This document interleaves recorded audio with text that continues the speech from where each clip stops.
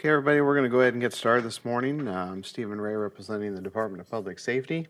We'll begin with introductions here with the council, and we'll move around the room and have the opportunity for everybody to introduce themselves. We'll first start with our newest council member here, James Chambers, representing large telcos. Yeah, James Chambers, Regional Manager with CenturyLink, representing large telecom. Rob Dennett, representing the Iowa EMS Association. Blake DeRushi, Iowa Homeland Security Emergency Management 911 Program Manager. George Griffith, Iowa Peace Officers Association, Urbandale Police. Mike Bryant from Ames, representing the Iowa Professional Firefighters. Rob Rotter, Iowa County Sheriff, representing Iowa State Sheriffs and Deputies Association. Sally Hall from Iowa County 911, representing Iowa APCO. Bob Seibert from Shelby County, representing the Iowa Emergency Managers Association. Jack D'Angelo, Sully Telephone, representing small telcos. Kirk Huntermark, representing Iowa NENA, National Emergency Numbered Association. Dave Gauss, representing PCS Providers. Mark Murphy from Dubuque 911, representing the Iowa Firefighters Association. Start out here in the audience.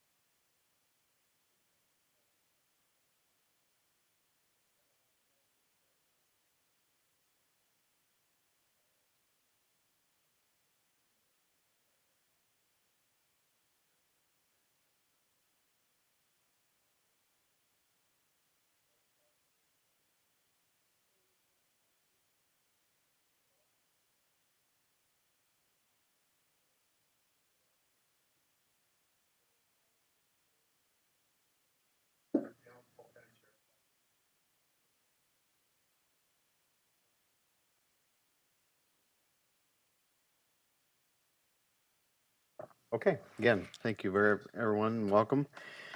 Anybody on the telephone? Oh, that's right. Anybody on the telephone with us today? Bobby Wells, Sac County. Mark Van Hooser, Buena Vista County. Bobby Wells, Sac County. Brenda Vandervoort, Fayette County. Marvin McLarnon, Page County. Stacy Gross, Geocom.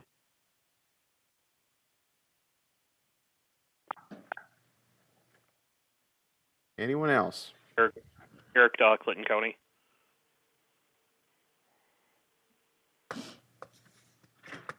Okay. All right.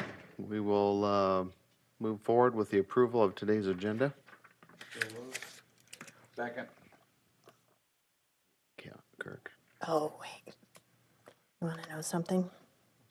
My computer decided to shut down. Can we hold on just a second? Yes, we're going to pause for a moment for a technical difficulty.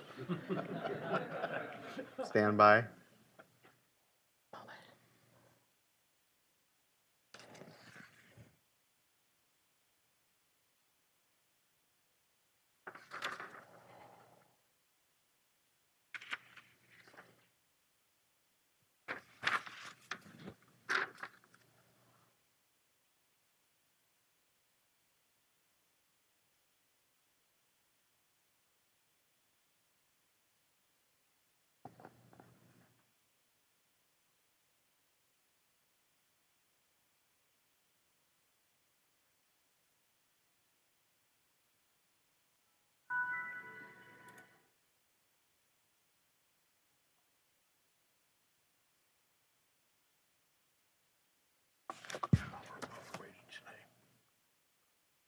Yeah.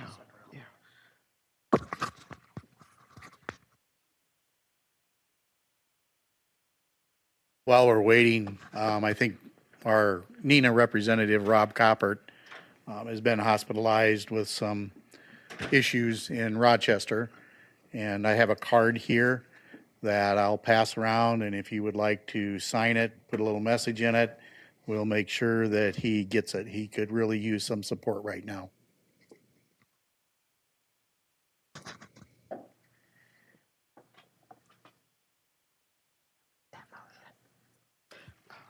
Dave, and then Kirk. Okay.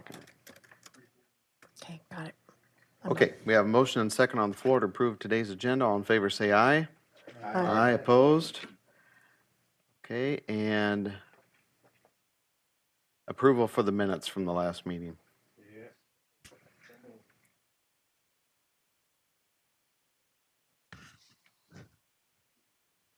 Mark was second. Okay. Okay, we have a motion and second. All in favor, say aye. Aye, opposed? Okay, State of Iowa Administrator reports. Blake. Good morning. A few things today to talk about. Yesterday, I sent out to all the PSAP community a training course that we're going to hold on March 8th. That is addressing for Next Gen 911. That's a NINA course that we're going to bring into the State Emergency Operations Center. It's hands-on, computer-based training.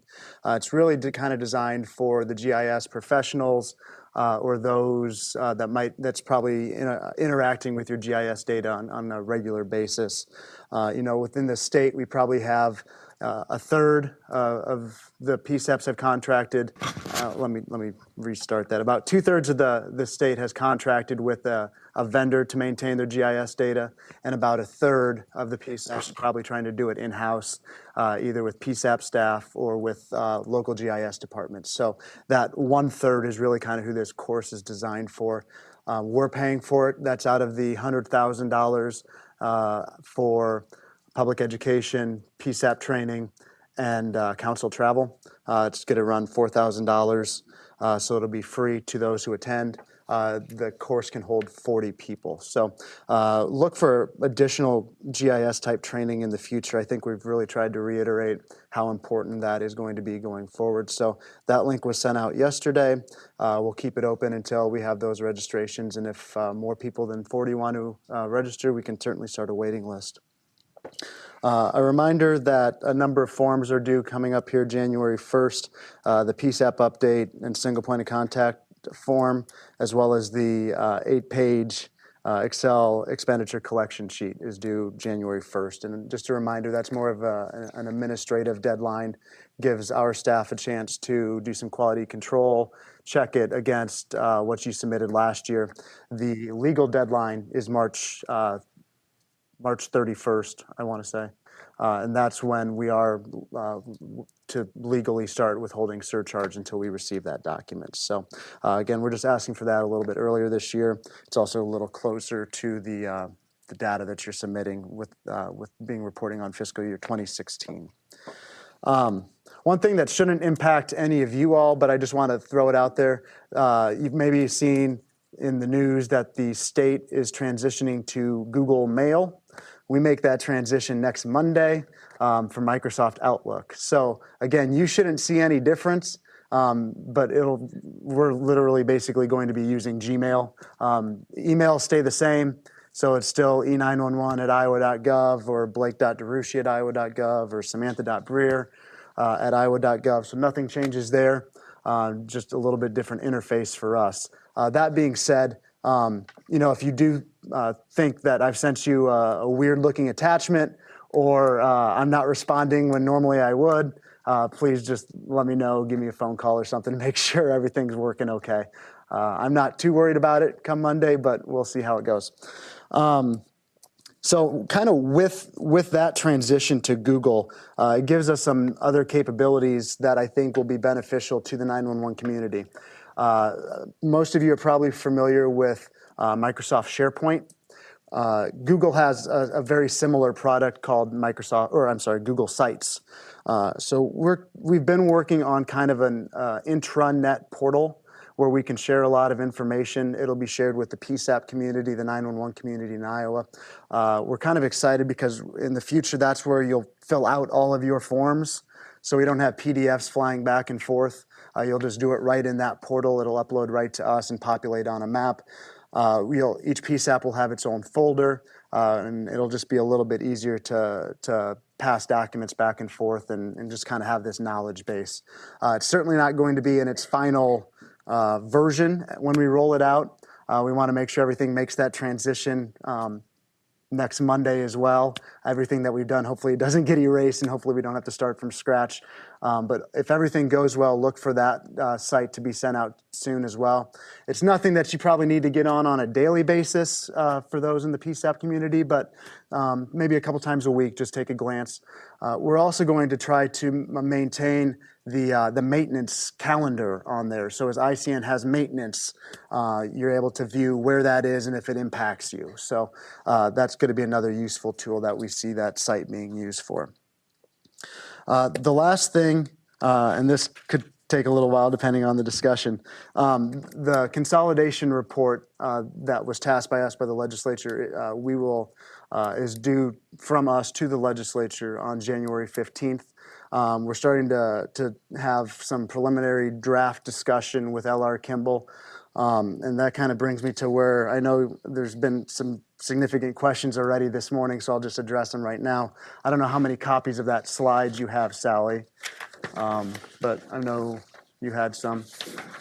My director, Director Scouten, had a couple of presentations within the last couple weeks. One was the normal budget presentation to the governor's office, and then he also gave a very similar presentation to the IEMA membership.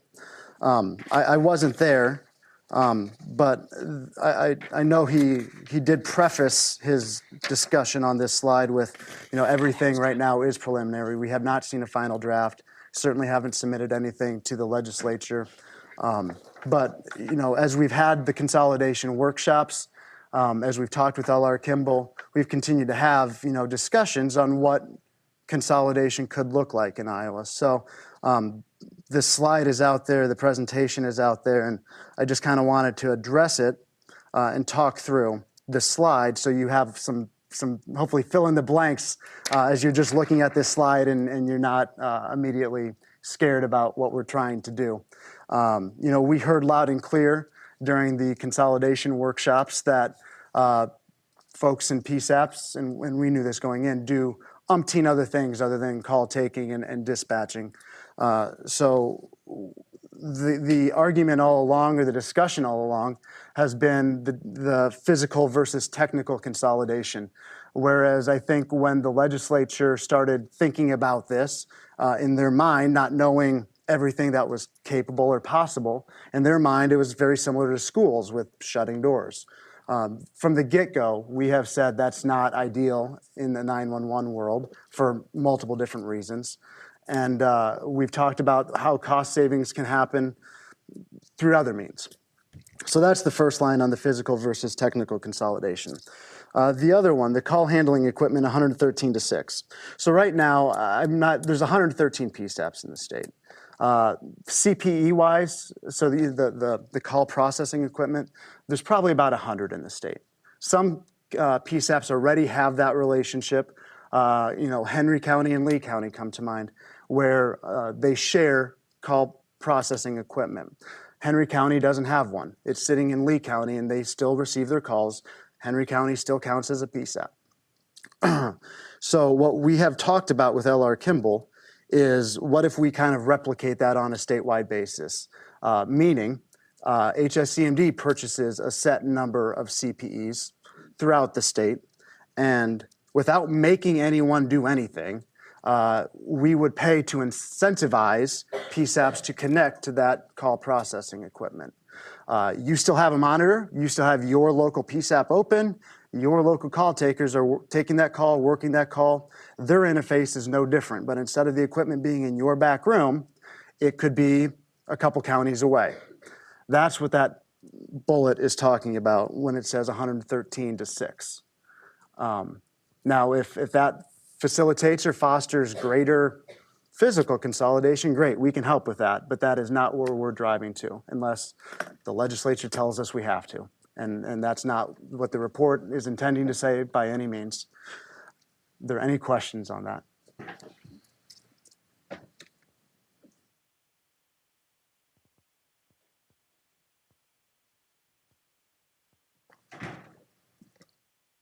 All right, that's it. Okay. Bob? If nobody else does. Blake, will the 911 council be privy to that report before the legislators? I don't know. I know it's hard at the director level to make that decision because he doesn't want to get it out before the legislature sees it, before the governor's office sees it. That's a decision that's above my head, and I have a meeting with him and John Benson tomorrow. I'll bring it up, but I can't promise that the council will see it before it gets dropped to the legislature. Yeah, given the fact that things like this are already out there, I think it would be personally in the council's best interest to have that study and that report a little bit ahead of time. I don't know that we need to do anything formal as a recommendation for the council. I'll take that tomorrow with my meeting and let Director Scout know that that would be your preference. One other slide that keeps showing up on these presentations is the slide that depicts the cost per call in the 911 community. And for a county like Audubon, it's just huge. And I said this during the L.R. Kimball talks about that particular statistic going out there, and it's just terribly misleading. And as far as I'm concerned, it's to the almost criminal in the fact that it's misleading. It's taking a function of a public safety service and breaking it down into a per call number. If we would do that with the fire services in our state, consider a town of 600 that maintains 4 fire trucks, even on a volunteer basis. Let's break that cost down into a per call cost for that fire service. And let's talk about consolidation of those fire services based on that number. It just doesn't work well. And for it to continue to be put out there to the public, it makes an inference that their dispatchers are sitting there. And I'm going to use Audubon County because that's obviously the highest cost per 911 call in the state. It infers that those dispatchers are sitting there waiting for 2 911 calls. And we all know that's not the case. They talk about efficiencies in government at the local level and at the state level, and they want to do this, and the premise statewide is to make this an efficient system. Well, at the local level, it is an efficient system. Those people aren't paid to sit there and take just single 911 calls. Many of them do multiple functions within the sheriff's office, within emergency management. It's not just simply taking the 911 call. So by breaking that out, you're actually doing damage to our local level. Many times in the past, the funding for 911 has always been talked about. The funding follows the call, correct? Okay, so let's take that call and move it away from Audubon County. Let's take that money and move it away from Audubon County. Everything that's happening in that county will continue to happen, but with a lot less money. And who's going to pay for that? It's going to be your local taxpayers. So what are we doing to our locals by promulgating and continuing with this statistic? Just some food for thought. Hey, Bob, on that one, I don't disagree by any means. On the expenditure report this year, we're trying to capture the wireline call count data as well. The only piece that we've had historically is the wireless. I'd love to be able to capture admin calls as well. And you don't need to answer today, but if there's any other metrics that would help paint that picture, is it a CAD event? How can we quantify that to better show that cost? Because we're being asked for that cost. We're not, people are interested in a number. There's always been a challenge when you have a service that's required. Fire service, 911, law enforcement, they're tasked to provide 24/7 coverage. And that's what 911 is. It's 24/7 coverage. 24 hours a day, 365 days in a year, holidays, weekends. That's what the statistic needs to show somehow. is that continual 24/7 coverage.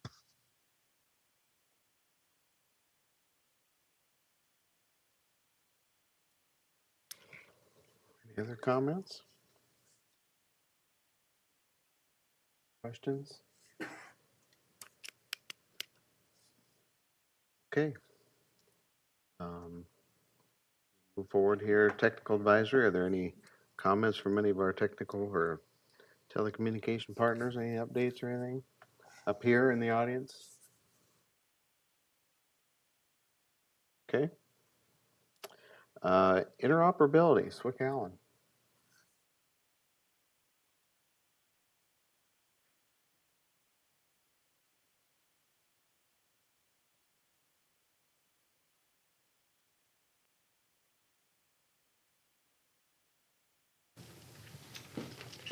Greetings.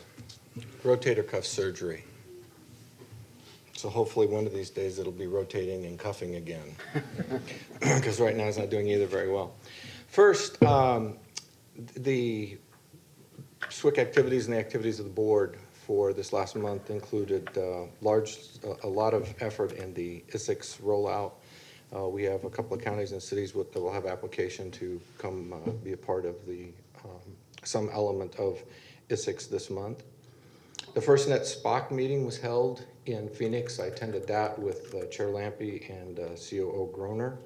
And a lot of, if you haven't been following it, there's been a protest, amazing, of the FirstNet initiative to work with a particular carrier. And so hopefully they'll find a way to work through that in the next 3 to 5 months, years, whatever it takes.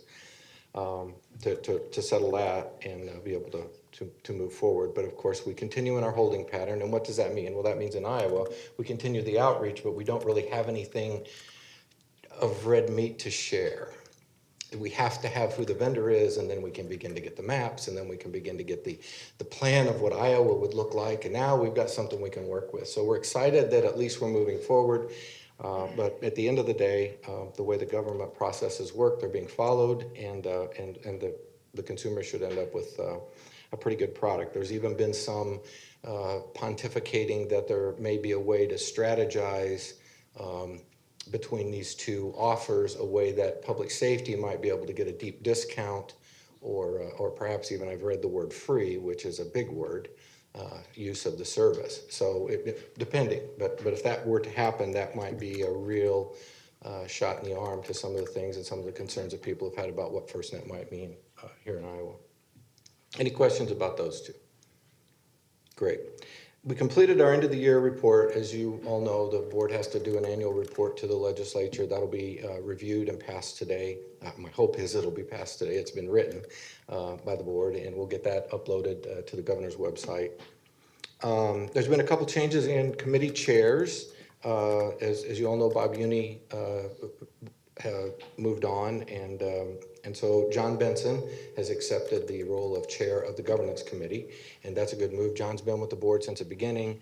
He works with the legislature all the time. He's very familiar with the administrative rules and all the sophisticated stuff that the board has to kind of wade through, which is the role Bob was taking on. So we're very excited about that. John had chaired the outreach committee, and Ellen Hagan from Volunteer Fire has agreed to step up and do that, and that has really worked out well for us. Sandy Morris is the vice chair of that, and she's in the room. We appreciate Sandy's effort on that. And I'd also like to do two things. One, I'd like to offer anybody in the room or anybody on the phone that would be interested in participating in any of our committees. There's 7. We'd like to make that outreach. I know many of you, as I look around the room, many of you do participate in that now, but if there's an interest and there's a specific area of concern, we'd certainly like to offer you the opportunity to participate in that. And I'd like to thank those of you in the room that are already doing that and helping us, because as I look around, everybody's either at one time or another offered guidance or direction or has actually participated in the board process, and I think that's very important. So that pretty much concludes my report for this month. We're looking forward to a busy January, and hopefully no more snow out so that we can perhaps get over to the Western Supervisors meeting. I plan to get there once I'm healed up a little bit, Bob. I know I've missed the last couple. I'll do a better job. Any questions? Thank you. Thank you. Great. Okay, legislative issues. Maybe not so much an issue, just a reminder. I think this year is shaping up that 911 will probably be a daily conversation on the Hill. Last year, we realized that we have a strength in our public safety coalition among our lobbyists that are up there on a day-to-day basis. And I think we need to support that and recognize that and embrace it. There's no more damage. The most harmful thing we can do in this upcoming legislative session will be to send mixed messages to our representatives. So I would encourage you to stay in close touch with your associations, get the latest and the greatest from them, and then try to pass on a consistent message to accomplish the goals that we set. If you have not had your representatives in your PSAP before the session, get it done. That is so important this year that you touch base with them personally. Bring them into your PSAP, show them the operation, get out that wonderful report that you send to Blake, and show them how much money it costs to run that PSAP operation, and then show them how much money we're getting from the surcharge. It's self-evident from any of those reports that all of that surcharge money needs to come back to the local level. There's too large a gap, and for it to go anywhere else in this state is not appropriate. And we need those people on our side before the session starts. So please do that.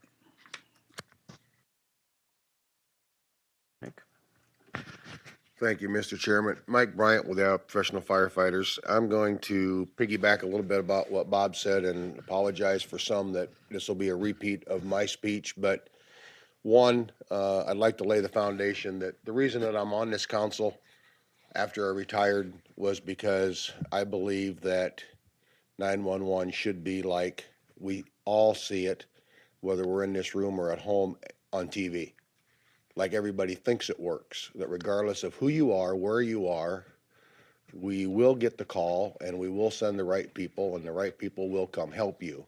And that includes every citizen and every person that passes through this state. That particular part is non-party political. The other part, unfortunately, has become very much party political, I believe. It is clear to me over the years of watching even the Joint Public Safety Coalition meeting that took place on Saturday that there is division within our own groups. And I can tell you there are always the two things they talk about, death and taxes, as being assured. I can tell you there is a third. Legislators like to hear from you, but they run and hide and avoid any topic when there is division amongst groups or a group, particularly within a group. And I don't blame them. Who in their right mind wants to step in the middle of a group, a particular group, with whoever it is, whether it's firemen, policemen, or whoever, that don't agree? They're not going to deal with it. And that's very scary. There's a lot of unknowns going to happen this session. Probably going to have a different governor before it's over. Going to be a lot of talk about collective bargaining, whether you're a union person or not. There's going to be a lot of talk about pensions, whether you're Democrat or Republican or other.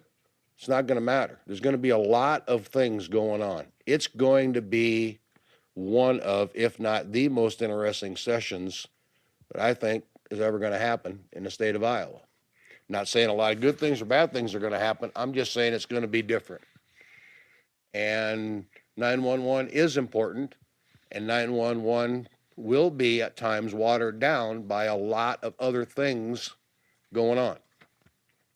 So therefore, I couldn't agree more with Bob that you need to know your legislature does not know you on a first name face basis. You're already way behind. Secondly, you do need to stay tuned because I don't know if it's going to be the beginning, the end, or the middle, but it's going to change, and it's going to change on a daily basis, and when it changes, it's going to change fast. And if nothing else, we've got the pieces of the puzzle, as we've talked about in 34A, that don't fit together after we've modified and changed a lot of the language. And if nothing else we accomplish, we at least need to make that a cleaner document that works better.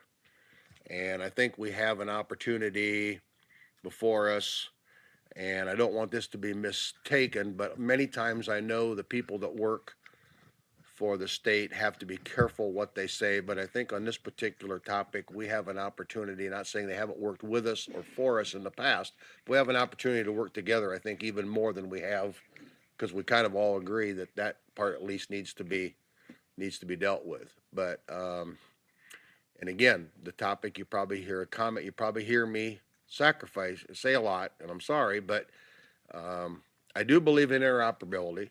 I do believe we need a statewide system. But again, I will tell you that I truly believe while we're going to have more Parkersburgs and more Ames floods or whatever they are, Cedar Rapids floods, we have the operability every day. And I don't want to sacrifice operability for the interoperability. Again, you may not agree with me that one is more important or isn't more important than the other, but that's what I'm on. I represent the firefighters, professional firefighters. We are in only 35, probably 36 communities, which deals with about the 10 bigs, whether you want to talk about the cities or the counties. And I'm truly aware that my own county, my own city can raise money. $20,000 in Ames, Iowa or Story County isn't as big a deal as probably $500 is in Decatur County. So while I represent the firefighters and I represent larger populated areas, I come from a smaller community, and I do believe that everyone matters regardless in this issue, what size community you're from.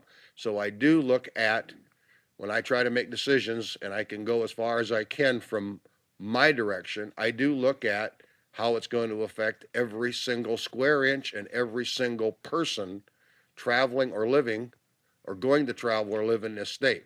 So I just want you to know that's how I try to base my decisions on. And that said, stay tuned. Okay. Council comments? On this, yes, Sally. You know, one time we had talked about, possibly a legislative day, whether that is still a possibility to do that. Yeah, I can, between talking with John Benson and Stephen, I think we could and should get that scheduled. It sounds like it can be done pretty easily. So I think we should talk offline and do it. Sure. Okay, moving on. There are no, yes. I would just add that we do have firefighters do have a legislative breakfast in February. I didn't have time to get my phone open, but yes, I think the legislative idea is a good idea. I think we should have one separate, but I will get that date to everybody, and should you not be able to make some of your own organization's legislative day or the one that we come up with, and you want to come to the one that we have in the morning, it's in February, I think the 23rd, but don't quote me on that. I'll get it here before we get done. But you're welcome to come by, and if nothing else, if you've never been to the Capitol, you get to see that. You can come have free breakfast and talk to your legislators. And for those that are out there that, even I, and if you know me, you figured out that it's not hard for me to talk, but even I was nervous and scared the first time I went to the Capitol. Okay, it is. It's a different situation, but it isn't that big of a deal. And I will go with anybody who wants to come and go to the Capitol and meet with their people to basically show that it's not that, I'll make that offer, that it's not that hard of a process to go meet with somebody.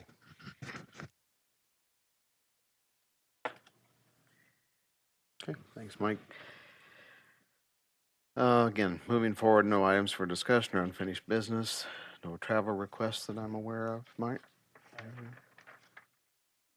Question or a statement?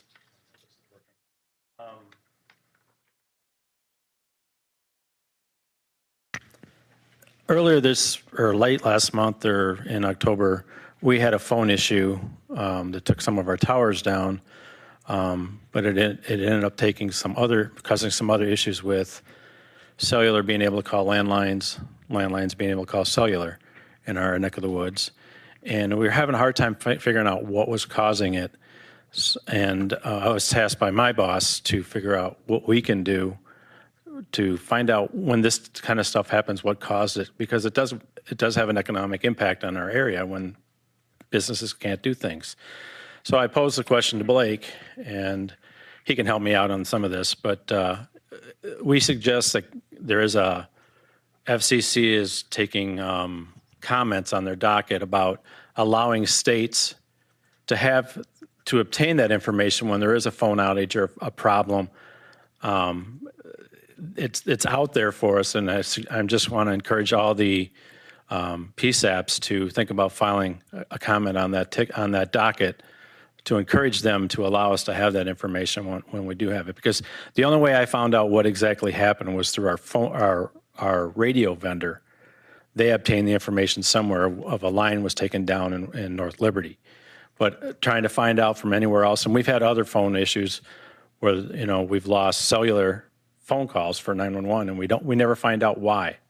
And if it happens for a long period of time, and companies are using these phones and they're losing business because they can't use their credit card machines, things like that.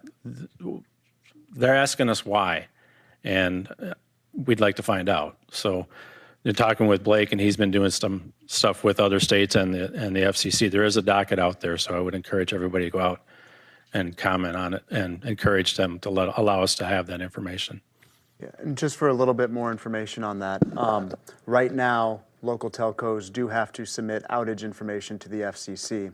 Often, as a courtesy, they also include the Iowa Utilities Board, and we talk when that sort of thing happens, but there's nothing that requires them to make that notification.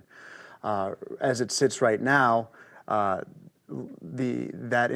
report to the FCC on outages is literally unshareable with the state.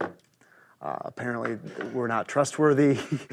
They don't value my security clearance, so we don't get that information as a rule.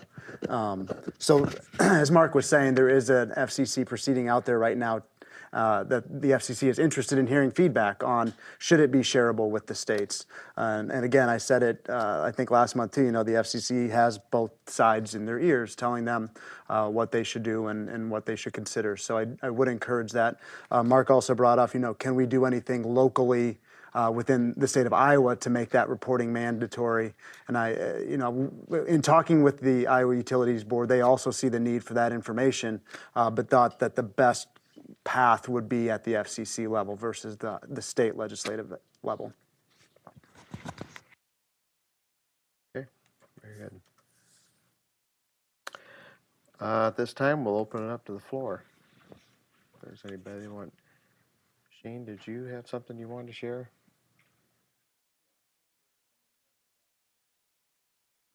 Yep.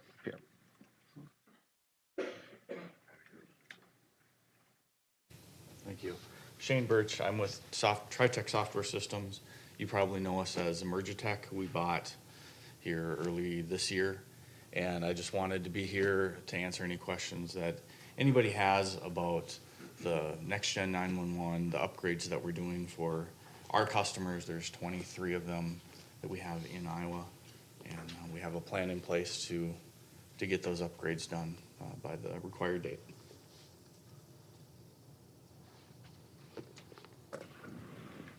Any questions?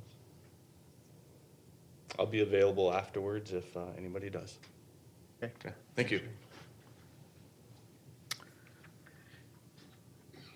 Any other comments, questions? Have plenty of time.